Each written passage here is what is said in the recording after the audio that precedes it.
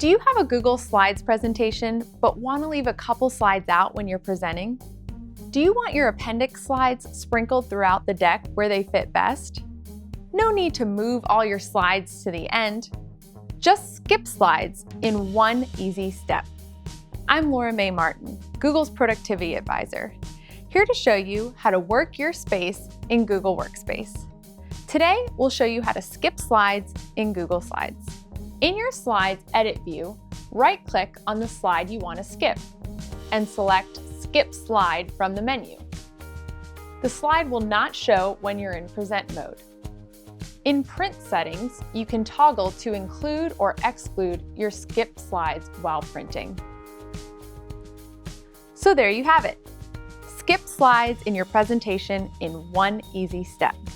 If you have any questions about this tip, leave them in the YouTube comments below.